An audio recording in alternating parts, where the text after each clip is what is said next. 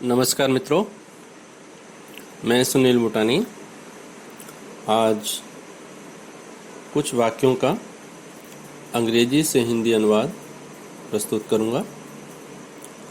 सबसे पहला वाक्य है, pension plans provide financial security and stability during old age when people don't have a regular source of income. इस वाक्य में यदि हम शब्दों को लें, उनका अनुवाद देखें और फिर उसके बाद हम उस वाक्य का पूरा अनुवाद करेंगे। पेंशन प्लान्स यानी पेंशन योजनाएं, प्रोवाइड यानी उपलब्ध कराती हैं, फाइनेंशियल यानी वित्तीय, सिक्योरिटी एंड स्टेबिलिटी सुरक्षा और स्थिरता या स्थायित्व, ड्यूरिंग दौरान, ओल्ड एज वृद्धावस्था, व्हेन यानी जब, पीपल यानी लोग, don't have a regular source of income, regular मतलब नियमित, सोर्स ऑफ इनकम आय का स्रोत। यानी इसका हिंदी अनुवाद होगा, पेंशन योजनाएं वृद्धावस्था के दौरान वित्तीय सुरक्षा तथा स्थायित्व प्रदान करती हैं जब लोगों के पास आय का नियमित स्रोत नहीं होता है। यह अगर हम इसको इस तरीके से कहें कि जब लोगों के पास आय का नियमित स्रोत नहीं होता, तब पेंशन योजनाएं वृद्धावस्था के दौरान वित्तीय सुरक्षा तथा स्थायित्व प्रदान करती हैं। लेकिन चूंकि यहाँ पर पेंशन योजनाएं, पेंशन प्लान से सेंटेंस शुरू किया गया है और यहाँ पर इस सेंटेंस में महत्व जो है वो पेंशन प्लान्स का है, इसलिए जिस वाक्य में जिसकी महत्ता अधिक है, हम उस वाक्य का अनुवाद उससे करना चाहिए। तो इसलिए इसका अनुवाद अगर हम यूं करें कि पेंशन योजनाएं वृद्धावस्था के दौरान वित्तीय सुरक्षा तथा स्थायित्व प्रदान करती हैं जब लोगों के पास आय का नियमित स्रोत नहीं होता है। ठीक है। Number 2, to provide social security to more citizens the Government of India has started the National Pension System। तो टू प्रोवाइड यानी उपलब्ध कराना, सोशल सिक्योरिटी मतलब सामाजिक सुरक्षा, टू मोर सिटीजन्स ज़्यादा से ज़्यादा नागरिकों को, सिटीजन मतलब नागरिक, द गवर्नमेंट ऑफ इंडिया यानी भारत सरकार, है स्टार्टेड ने शुरू किया है, क्या, नेशनल पेंशन सिस्टम, नेशनल मतलब राष्ट्रीय, पेंशन मतलब पेंशन, सिस्टम प्रणाली। तो इसका हिंदी अनुवाद होगा, ज्यादा से ज्यादा नागरिकों को सामाजिक सुरक्षा प्रदान करने के लिए भारत सरकार ने राष्ट्रीय पेंशन प्रणाली की शुरुआत की है। तीसरा वाक्य, Government of India established Pension Fund Regulatory and Development Authority, in short PFRDA, on 10th October 2013 to develop and regulate pension sector in the country। अब इनके शब्दों को हम लेते हैं इस वाक्य के। गवर्नमेंट ऑफ इंडिया भारत सरकार, एस्टेब्लिश यानी स्थापित किया है, क्या, pension fund regulatory and development authority PFRDA, ये एक संस्था का नाम है जिसे भारत सरकार ने स्थापित किया है। तो इस संस्था के जो नाम है उसका हम हिंदी अनुवाद देखें तो क्या होगा, पेंशन निधि विनियामक और विकास प्राधिकरण। जब कोई संस्था का नाम आता है तो उसका एप्रोप्रिएट हिंदी अनुवाद क्या होगा, वह हमें उस कार्यालय या उस संस्था की वेबसाइट पर जाकर देखना चाहिए कि जो हमें यह अंग्रेजी नाम दिया गया है उसके लिए उन्होंने हिंदी नाम कौन सा निर्धारित किया है। यानी ऐसे मामलों में हमें जो मानक उसका जो अनुवाद किया गया है, जो संस्था ने अपना हिंदी नाम रखा है, हमें उसी का इस्तेमाल करना चाहिए अनुवाद में। ऑन 10 अक्टूबर 2013 यानी 10 अक्टूबर 2013 को to develop and regulate pension sector in the country, देश में जो पेंशन सेक्टर यानी पेंशन क्षेत्र है उसको डेवलप यानी विकसित करने, एंड रेगुलेट और विनियमित करने। ठीक है, तो इसका अनुवाद क्या होगा? भारत सरकार ने देश में पेंशन क्षेत्र को विकसित तथा विनियमित करने के लिए 10 अक्टूबर 2013 को पेंशन निधि विनियामक एवं विकास प्राधिकरण विदिन ब्रैकेट PFRDA की स्थापना की थी। Number 4, the national pension system within bracket NPS, in short हम उसको कहें national pension system NPS, was launched in 1st January 2004 with the objective of providing retirement income to all the citizens। इनके वाक्यों का हम अनुवाद देखें। नेशनल पेंशन सिस्टम राष्ट्रीय पेंशन प्रणाली वाज लॉन्च्ड, लॉन्च मतलब शुरुआत या शुभारंभ, इन 1 जनवरी 2004 विद द ऑब्जेक्टिव, ऑब्जेक्टिव मतलब उद्देश्य क्या था इसका? ऑब्जेक्टिव ऑफ प्रोवाइडिंग उपलब्ध कराना, क्या? रिटायरमेंट इनकम सेवानिवृत्ति आय, किसे? To all the citizens, citizens मतलब नागरिक, सभी नागरिकों को उपलब्ध कराना। तो इसका अनुवाद क्या होगा? सभी नागरिकों को सेवानिवृत्ति आय उपलब्ध करवाने के उद्देश्य से 1 जनवरी 2004 को राष्ट्रीय पेंशन प्रणाली अर्थात NPS की शुरुआत की गई थी। ठीक है।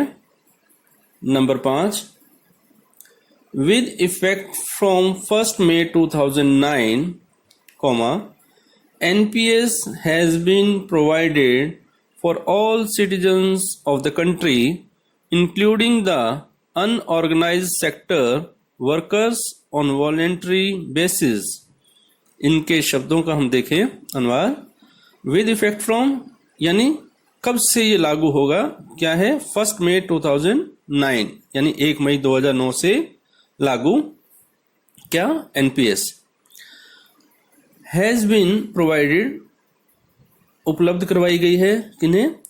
For all citizens of the country, देश के सभी नागरिकों के लिए, इंक्लूडिंग जिसमें शामिल है अनऑर्गेनाइज्ड, अनऑर्गेनाइज्ड सेक्टर वर्कर्स, असंगठित क्षेत्र के कामगार।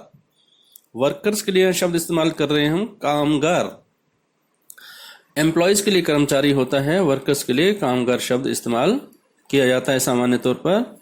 On voluntary basis, voluntary basis मतलब स्वैच्छिक आधार पर, यानी अनिवार्य नहीं है, यदि कोई लेना चाहे इस क्षेत्र अनऑर्गेनाइज्ड सेक्टर से तो वह ले सकता है।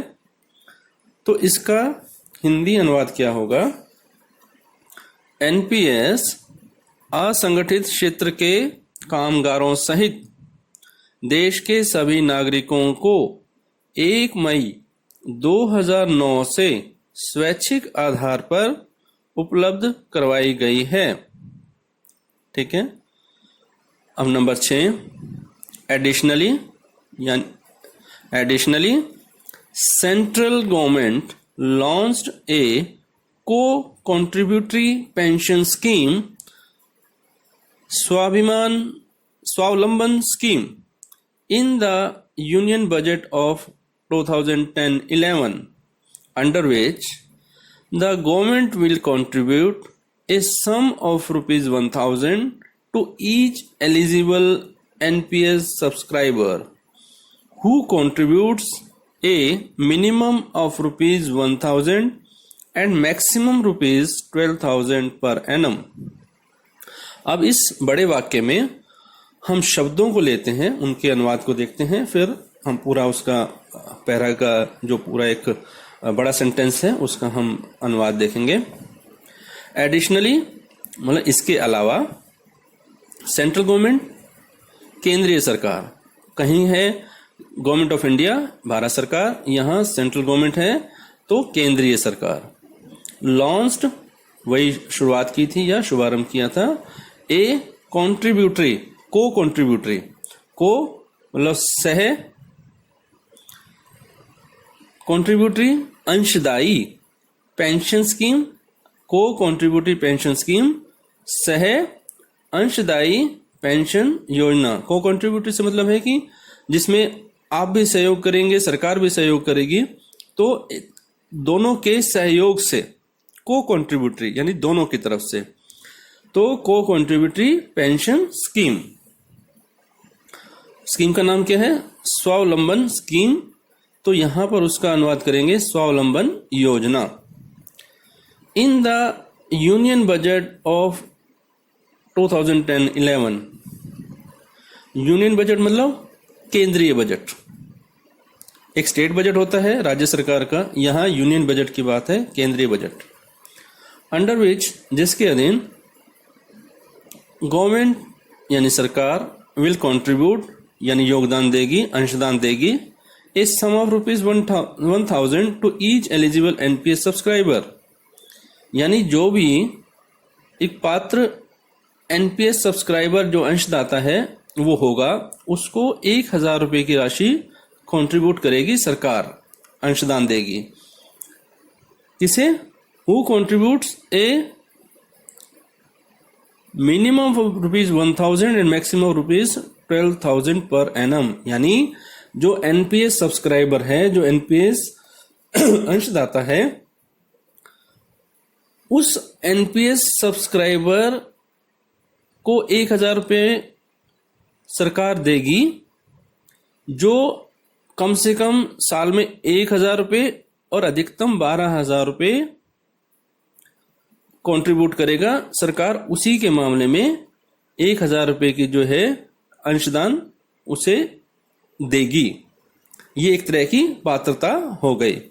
तो अब हम इसका अनुवाद करें तो इसका अनुवाद है, इसके अलावा, यानी जो पहले बताया गया है, इसके अलावा केंद्रीय सरकार ने वर्ष 2010-11 के केंद्रीय बजट में स्वावलंबन योजना नाम से एक सह अंशदायी पेंशन योजना की शुरुआत की है, जिसमें सरकार ऐसे प्रत्येक पात्र, एलिजिबल के लिए शब्द है पात्र, एनपीएस अंशदाता के लिए 1000 रुपये की राशि का योगदान देगी, जो प्रतिवर्ष न्यूनतम 1000 रुपये और अधिकतम 12,000 रुपये का योगदान करेगा, अंशदान देगा। ठीक है। Number 7, the NPS is structured in 2 tiers. A tier 1 account is a basic retirement pension account available to all citizens from 1st May 2009. तो इसके जो शब्दों का हम अनुवाद देखें इस वाक्य का, एनपीएस का हम एनपीएस ही लिखेंगे इन शॉर्ट, जहां पर पूरा नाम आता है वहां पूरा नाम लिखेंगे, जहां इन शॉर्ट आता है, एब्रीविएशन इस्तेमाल होता है तो हम उसका एब्रीविएशन में ही उसका लिखेंगे। एनपीएस स्ट्रक्चर्ड मतलब जो है तैयार की गई है, अब निर्मित की गई है तो वो नहीं आएगा, तैयार की गई है 2 tiers में, यानी जो 2 टीयर के लिए शब्द टीयर ही इस्तेमाल करेंगे। ठीक है, या 2 चरणों में तैयार की गई है, या टू टीयर शब्द इस्तेमाल ज़्यादा होता है, तो हम कह सकते हैं कि जो एनपीएस जो है वो 2 टीयर में तैयार की गई है। ए टीयर 1 अकाउंट मतलब खाता is a basic retirement pension account, यानी जो टीयर 1 अकाउंट है वो मूल सेवानिवृत्ति पेंशन खाता है। अवेलेबल टू ऑल सिटीजन्स, जो उपलब्ध है किन्हें, सभी नागरिकों को। कब से? 1 मई 2009 से। तो इसका हिंदी अनुवाद होगा, एनपीएस को 2 टीयर में तैयार किया गया है। टीयर 1 खाता सभी नागरिकों को 1 मई 2009 से उपलब्ध मूल सेवानिवृत्ति पेंशन खाता है। 8वां, it does not permit withdrawal of funds before retirement. ये जो सेंटेंस है, ये जो इससे पहले वाला सेंटेंस था उसके संदर्भ में है। वो ये कहता है कि इट मतलब जो ये ऊपर वाला जो टीयर 1 वाला जो खाता है, इसके बारे में वो कह रहा है कि इट डज नॉट परमिट, यह अनुमति नहीं देता है, विड्रॉल मतलब जो निकालना, क्या? विड्रॉल ऑफ फंड्स यानी जो धनराशि है उसको निकालना, बिफोर यानी पहले, रिटायरमेंट यानी सेवानिवृत्ति, यानी सेवानिवृत्ति से पहले धनराशि को निकालने की अनुमति इसमें नहीं होती है, यानी टीयर 1 अकाउंट में। तो इसका हम हिंदी अनुवाद देखें तो इसमें सेवानिवृत्ति से पहले धनराशि या निधियां निकालने की अनुमति नहीं होती है। Point 9, A Tier 2 account is a prospective payment system account that permits some withdrawal of pension prior to retirement under exceptional circumstances, usually related to the provision of health care. इनके इस वाक्य जो बड़ा वाक्य है, इसके शब्दों का अनुवाद देखें। ए टीयर 2, टीयर के लिए टीयर शब्द इस्तेमाल करेंगे। टीयर 2 अकाउंट यानी टीयर 2 खाता is a prospective payment system account. Prospective मतलब भविष्य की बात की गई है, भावी भुगतान की बात की गई है। एक होता है रेट्रोस्पेक्टिव, पूर्वव्यापी यानी जो पीछे की बात होती है। एक प्रोस्पेक्टिव जो आने वाले समय की बात होती है। प्रोस्पेक्टिव पेमेंट सिस्टम अकाउंट, भावी भुगतान प्रणाली खाता। दैट परमिट्स जो अनुमति देता है, किसकी? सम विड्रॉल, कुछ निकासी करने की, कुछ पैसा निकालने की। और पेंशन का जो है, जो पैसा इकट्ठा होता है उसमें से कुछ पैसा निकालने की, पेंशन निकालने की अनुमति देता है। प्रायर टू रिटायरमेंट यानी सेवानिवृत्ति से पहले पेंशन का कुछ अमाउंट निकालने की अनुमति देता है ये टीयर 2 खाता। किसे? To retirement under exceptional circumstances. ऐसा किया जा सकता है, लेकिन एक्सेप्शनल मतलब आपवादिक, सर्कमस्टांसेस परिस्थितियों में जो कि सामान्य नहीं होती हैं। कुछ विशेष, कुछ ऐसा घटना हो जाए, कुछ ऐसी स्थिति पैदा हो जाए तो उसमें वो कुछ पैसा निकाल सकते हैं अपने पेंशन फंड से। Usually related to the provision of health care, जो कि सामान्य तौर पर हेल्थ केयर के प्रावधान से संबंधित है, यानी किसी को कोई हेल्थ इश्यू हो जाता है तो ऐसे में वो इस खाते से कुछ पैसा निकाल सकता है। हेल्थ केयर, स्वास्थ्य देखभाल, प्रोविजन यानी प्रावधान। तो अब इसका हम अनुवाद देखें तो इसका अनुवाद होगा, टीयर 2 खाता एक भावी भुगतान प्रणाली खाता है जो आपवादिक परिस्थितियों, जो हमने ऊपर कहा था एक्सेप्शनल सर्कमस्टांसेस, आपवादिक परिस्थितियों, सामान्यतः स्वास्थ्य देखभाल के प्रावधान से संबंधित के अधीन सेवानिवृत्ति से पहले पेंशन के कुछ आहरण किसके लिए? विड्रॉल के लिए, आहरण की अनुमति प्रदान करता है। ठीक है, तो ये कुछ वाक्य थे जो हमने आज अनुवाद किए और भविष्य में भी इस तरह के अनुवाद हम करते रहेंगे। धन्यवाद।